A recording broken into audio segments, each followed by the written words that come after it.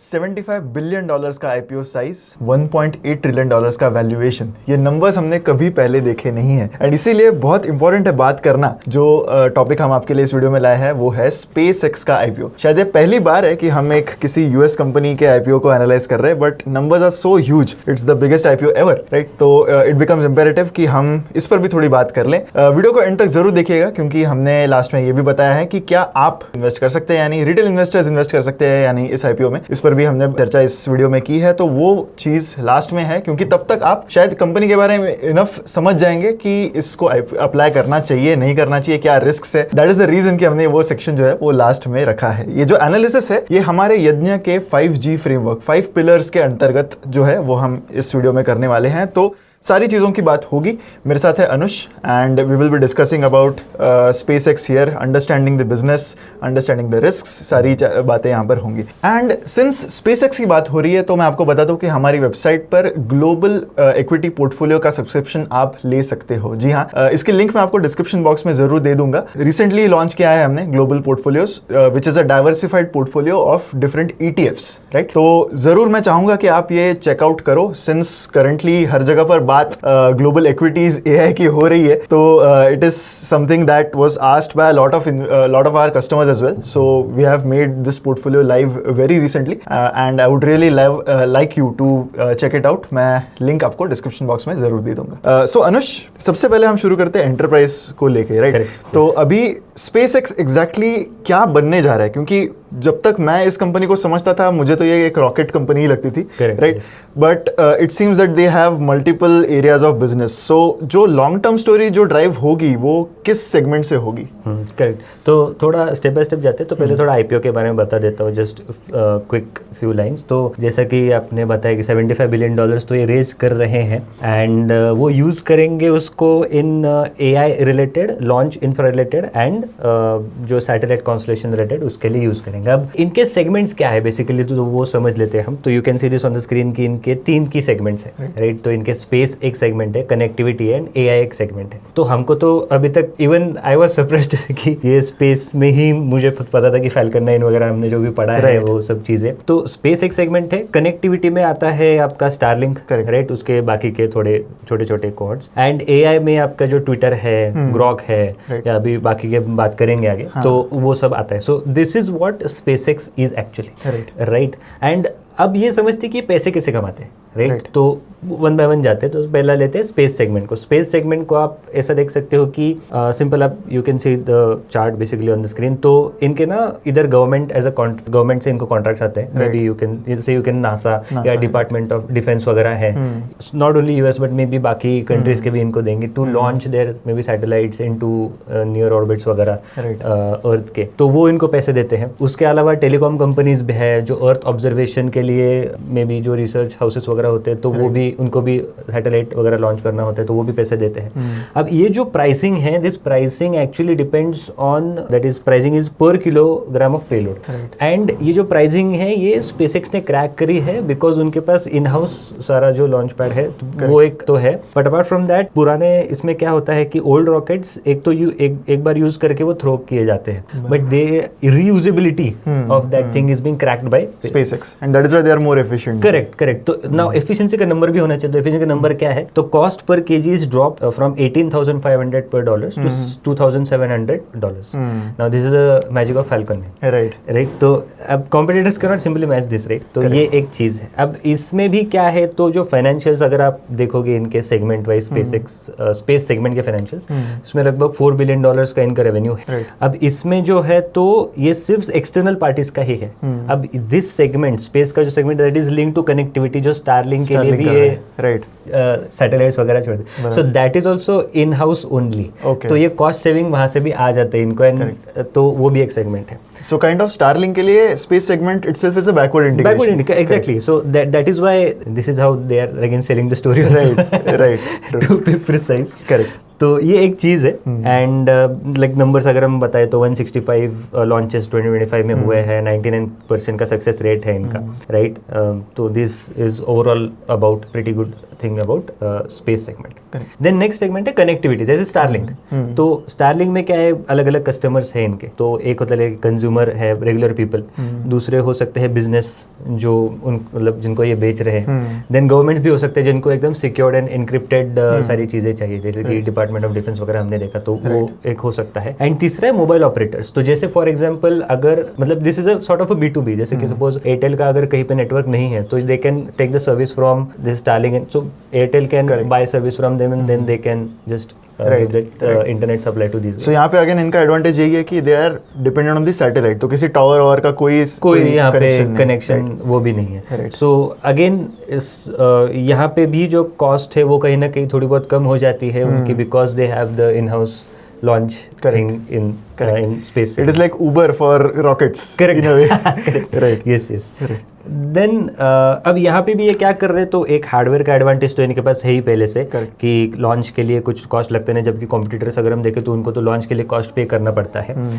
And सिर्फ उनके लिए क्या है कि स्पेसएक्स के लिए तो फ्यूल का ही कॉस्ट, तो बिकॉज रॉकेट्स तो रीयूज हो रहे हैं, बराबर, राइट, रीयूजेबिलिटी वहाँ पे है। नेटवर्क इफेक्ट भी यहाँ पे है कि more subscribers, more revenue, right, and more that can even fund more satellites as well, तो वो एक चीज़ है। देन अभी क्या कर रहे हैं कि ये स्पीड बढ़ाने के लिए V3 सैटेलाइट्स पे जा रहे, तो वहाँ पे ऐसे बोला जा रहा है कि 1024 Gbps पर सैटेलाइट की वो स्पीड होगी, that is like 10x better than V2 currently जो उनका वर्जन है। एंड इसी की वजह से दे आर सेइंग कि हम यहाँ पे मार्जिन्स भी यहाँ पे बढ़ाएंगे, 70% प्लस मार्जिन्स पे जाएंगे एबिटा पे, अभी 63% है करेंटली ये सेगमेंट में, तो वहाँ पे ये जाएंगे। एंड बिकॉज फिक्स्ड कॉस्ट ज़्यादा है यहाँ पे, तो जो भी एडिशनल आएगा कस्टमर तो वो तो anyways he will be contributing to the profits, मोटा मोटी अगर हम ऐसे बात। सो ये सारी चीज़ें हुई about the connectivity segment. Number 3 है इनका AI सेगमेंट। AI सेगमेंट में एक तो है ट्विटर, एड रेवेन्यूज आता है, तो वो एक डन है। ग्रॉक है, तो अगेन सब्सक्रिप्शन मॉडल है, जितना यूज करो वो हमें पता है कैसे सारे यूज हो रहे हैं। एंड अभी इसमें क्या हो रहा है कि एक तो है कि कोलोसस AI सुपर कंप्यूटर है इनका। अब यहाँ पे क्या है कि एक बड़ा सुपर कंप्यूटर है, उसकी कंप्यूटिंग पावर इतनी ज़्यादा है कि लाइक एग्जाम्पल है कि जो एंथ्रोपिक है, तो उन्होंने इनके साथ डील करी है of roughly $1.25 billion, $15 billion annually Anthropic पे करेगा टू दिस गाइज कि आपकी कंप्यूटिंग पावर हमें चाहिए। This is a 1 gigawatt sort of a system, तो इतनी लेवल की कंप्यूटिंग पावर इनके पास है। That is what this also shows कि ये वहाँ पे नहीं गए, गूगल एंड उसके पास तो नहीं गए, तो ये भी ये बताता है कि इनके पास ये एबिलिटी है, राइट। तो this is sort of AWS movement for them, right. तो वो एक चीज है यहाँ पे। एंड उसके अलावा now what they are saying is 2028 से they will also be doing the orbital AI। अब होता क्या है कि सपोज लैंड एक्विजिशन में थोड़े बहुत सारे कॉम्प्लिकेशंस है, राइट। तो ये क्या करेंगे कि यहाँ पे सोलर नहीं बैठाएंगे, but they will be sending satellites. एक ब्रॉड आइडिया दे रहा हूँ, not going into any precision, but broad idea ये है ऑर्बिट में ये सारी चीजें छोड़ेंगे, वहां से इलेक्ट्रिसिटी जनरेट करके वो सारी चीजें कंप्यूट में यूज हो। सो बेसिकली एटमॉस्फेयर में डेटा सेंटर होगा in a sense. Exactly. So that is sort of for this orbital AI thing. So ये सारी इनके सेगमेंट्स है। अब इसके बेसिस पे पैसे कमाए, सब्सक्रिप्शन बेसिस या वो सारी चीजें के बेसिस पे पैसे कमाएंगे, बराबर, right. And now you can see this on the screen कि ये प्रोसीड्स जो है IPO के, तो वो कहाँ पे यूज करेंगे। $75 बिलियन से AI कंप्यूट इंफ्रास्ट्रक्चर 40 to 50% वहाँ पे जाएंगे, तो कोलोसस उसमें इसका एक पार्ट है। देन ऑर्बिटल AI को स्केल करना एंड बाकी सारी चीजें वो करने का पार्ट है। सैटेलाइट कॉन्स्टलेशन मतलब ये स्टारलिंक V3 का जो हमने बात की, तो उसका एक पार्ट है। लॉन्च इंफ्रास्ट्रक्चर में भी बहुत ज्यादा R&D लगता है, लगभग 1.8 बिलियन से 3 बिलियन YoY जंप है R&D का ही, राइट। तो उसकी वजह से इनके मार्जिन वहाँ पे बहुत कम है, दो ग्रोथ भी बहुत कम है, because this is mostly external party related only. वहाँ पे कॉन्ट्रैक्ट्स आना भी बहुत थोड़ा क्या कहते हैं, मे बी टैप करना पड़ेगा आपको, ग्रोथ आना भी थोड़ा मुश्किल है वहाँ पे, बट इंटरनल कैप्टिव कंजम्पशन जो है ना तो बहुत स्ट्रॉन्ग है, तो इस वजह से मार्जिन में हेल्प कर रहा है। एंड बाकी जनरल कॉर्पोरेट पर्पसेस के लिए यूज करेंगे पैसे, राइट। तो SpaceX जैसी कंपनी का वैसे तो आपने काफी डिस्क्रिप्टिव वे में बताया है कि क्या मोड्स है, क्या स्ट्रेंथ्स है, बट अगर हम एक ट्रू मोड देखने जाए, क्योंकि क्या है कि तीनों ही सेगमेंट्स है ना सुनने में बहुत ही एक्साइटिंग लगते हैं, करेक्ट। इट्स क्योंकि बाकी कोई कंपनी अब तक आई नहीं है which is actually doing all these things, तो इन अ सेंस इनका रियल मोड क्या है? इज इट कि ये लोग मतलब एक जो चेन हम कहते हैं value chain, completely value chain इनके कंट्रोल में है? Do you think that would be their moat? Correct. So ये आप देख सकते हो, जैसे वहाँ पे नहीं नीचे एक लाइन लिखी है, so all these 3 segments are interdependent. कि स्टारलिंक डिपेंडेंट है ऑन द लॉन्चेस वगैरह चीज़ें, right? And you cannot have the orbital AI compute without Starship वगैरह. So that itself is a integration जो है, that itself is a moat acting them, because see this is a physical infrastructure, यानी कुछ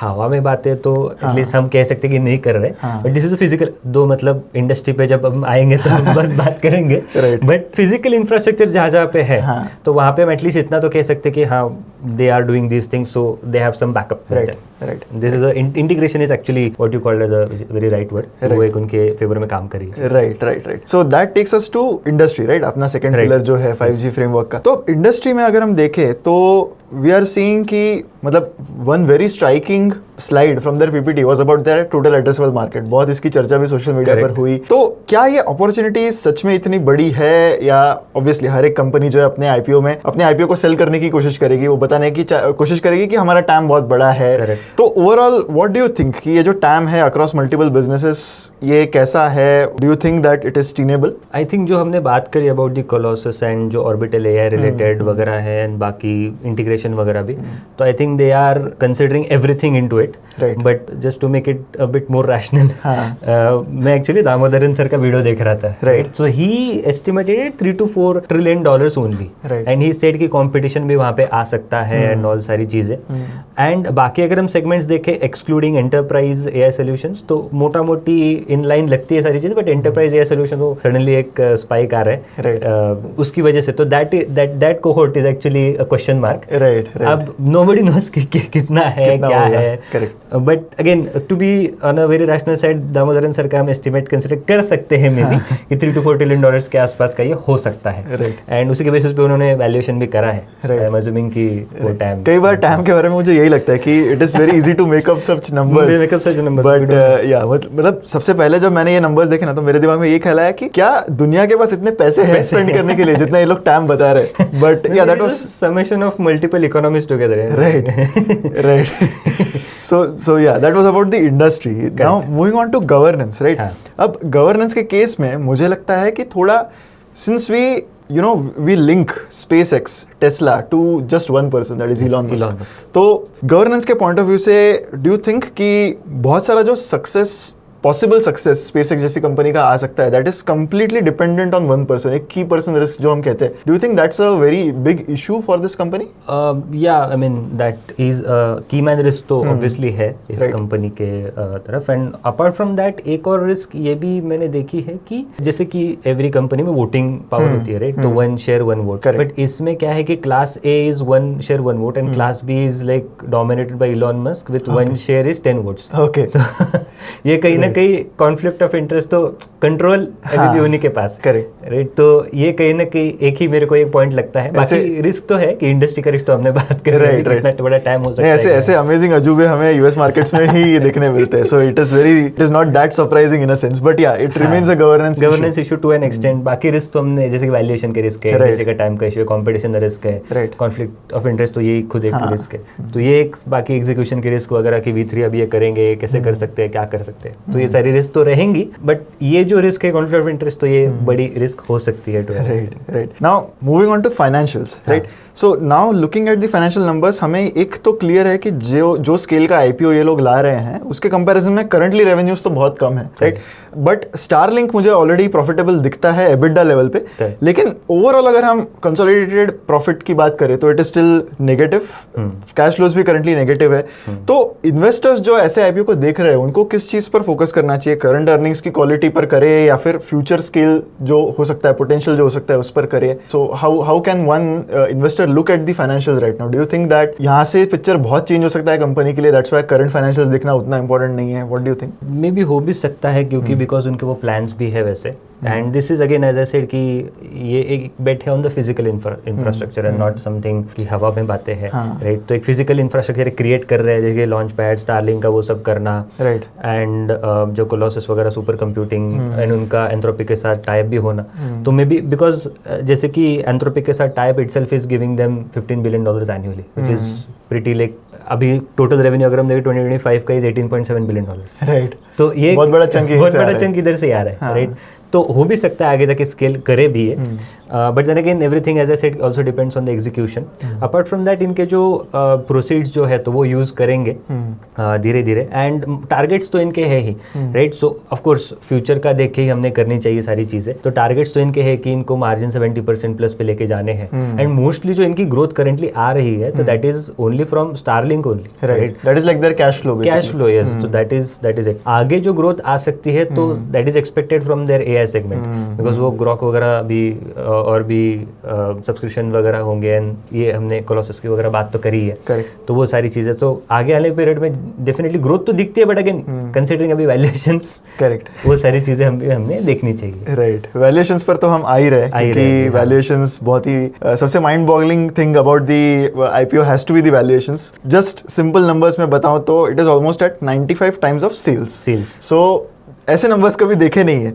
तो valuation point of view से do you think कि investors are actually asked to pay for businesses जो अब तक कंप्लीटली बिल्ड ही नहीं हुए हैं? आई थिंक उस पॉइंट ऑफ व्यू से वो बहुत बड़ी रिस्क लगती है. बट फ्यूचर प्रोमिसेस जो स्टारशिप स्केल अप या फिर ऑर्बिटल एआई से आते हैं, ये अभी भी थोड़े से अनप्रूवन है, तो ऐसे सारे रिस्क्स लगते हैं. So do you think the valuation risks are actually truly valid? Correct. I mean valuation risk तो एक बहुत बड़ा रिस्क है ही यहाँ पे, right. Because again coming to Damodaran sir का जो वैल्यूएशन है 97 पॉइंट समथिंग डॉलर्स का उन्होंने वैल्यूएशन निकाला है. ये आईपीओ आ रहा है 135 अ पीस, $135 a piece. तो डेफिनेटली वहाँ पे भी वो प्रीमियम दिखता ही है. करेक्ट. एंड उनके वैल्यूएशंस में भी उन्होंने लगभग 10 इयर्स का तो डेटा ले ही लिया था, राइट. आगे 10 इयर्स का प्रोजेक्शंस करके देन उन्होंने डिस्काउंट किया पीछे, फिर भी उतना वैल्यूएशन नहीं आ रहा है, राइट. सो दैट मतलब 10 साल तक आप तो छोड़ ही दो, कंसोलिडेट में भी हो सकता है. Again I am just considering कि वैल्यूएशंस अगर मार्केट को लगा कि आगे आने कैसे ग्रोथ आएगी क्या आएगी, तो मार्केट में भी उसको कंसोलिडेट भी कर सकता है. We generally don't know क्या हो सकता है. But looking at these levels of valuations and even in Indian context, तो वो हाई ही लगता है. हाँ. बट अगेन एक चीज़ यहाँ पे मार्केट में ये बोली जा रही है कि करेंटली $18 बिलियन पे 30% से ग्रो करना, that itself is a good thing. मतलब ये बेस पे ग्रो करना is a good thing. That is why I think market उसको उतना वैल्यूएशन दे रहा है. And but again we don't know आगे क्या होगा, लिस्ट होगा तब क्या होगा, सब बोल नहीं सकते. That is one thing we need to. Right. So that was really good to get to know about SpaceX from you, to understand कि सारे 5G हमारे जो पिलर्स है उसके हिसाब से क्या ओवरऑल सिचुएशन हमें लगती है स्पेसएक्स के आईपीओ के बारे में. सो that was it for you all. हमने इस वीडियो के थ्रू ये कोशिश की है कि हम आपको स्पेसएक्स के बारे में कुछ चीजें बताएं. लाइक आई सेड, पहली बार हमने एक यूएस की कंपनी के आईपीओ को एनालाइज किया है. मैं आशा करता हूँ कि वीडियो आपको इंसाइटफुल लगा होगा. एंड जैसा कि मैंने वीडियो के शुरुआत में कहा था आपको कि क्या इंडियन इन्वेस्टर्स या फिर रिटेल इन्वेस्टर्स इसमें इन्वेस्ट कर सकते हैं कि नहीं, तो यूएस के आईपीओ के केस में एक चीज बहुत अलग है कंपेयर टू इंडिया. यूएस के आईपीओ में जैसे इंडिया में रिटेल शेयर होल्डर्स के लिए एक कोटा होता है, वैसा कोई कोटा यहाँ पर नहीं होता. So major portion of the IPO is actually allocated to just the institutional investors and private equity funds. तो इंडियन रिटेल इन्वेस्टर्स तो जाने दो, इवन यूएस के रिटेल इन्वेस्टर्स जो है वो भी इजीली इस आईपीओ में इन्वेस्ट नहीं कर सकते. तो इंडियन इन्वेस्टर्स कब इन्वेस्ट कर सकते हैं? तो mainly the realistic way to invest is only once the company is listed. List होने के बाद ही वो ऑप्शन अवेलेबल है. एंड एक और वे है कि if the listing goes well, तो most probably the company will be part of NASDAQ. तो जब आप NASDAQ का कोई ETF या फिर इंडेक्स फंड लेते हो तो आपको उसका एक एक्सपोजर जो है इस कंपनी में वो उस इनडायरेक्ट वे से मिल सकता है. But these are the mainly options that are available to Indian investors if they want to invest. So this was it about SpaceX. Since SpaceX की बात हो रही है तो हमारे ग्लोबल पोर्टफोलियोज की भी बात हमें करनी होगी. हमारी वेबसाइट पर ग्लोबल इक्विटी पोर्टफोलियोज आप सब्सक्राइब कर सकते हो. इसमें कुछ डाइवर्सिफाइड पोर्टफोलियो है ऑफ ETFs जिनका एक्सेस आप पा सकते हो. एंड मैं आशा करूंगा कि आप जरूर हमारी वेबसाइट चेकआउट करोगे. ये लिंक भी आप देखोगे टू ट्राई एंड सी कि क्या आपके रिस्क प्रोफाइल के मुताबिक ग्लोबल एलोकेशन लेना आपके लिए सही है. It is a very good option to consider अगर आपको ग्लोबल एलोकेशन के पॉइंट ऑफ व्यू से कोई इन्वेस्टमेंट करनी हो, तो that is something that I would definitely recommend. On that note ये वीडियो हम यहीं पर समाप्त करेंगे. मैं आशा करता हूँ कि वीडियो आपको अच्छा लगा होगा. अगर ऐसा है तो लाइक जरूर कीजिएगा वीडियो को एंड शेयर भी कीजिए विद मैक्सिमम पीपल. ऐसी वीडियोस के लिए हमारे चैनल पर बने रहें. Thank you so much.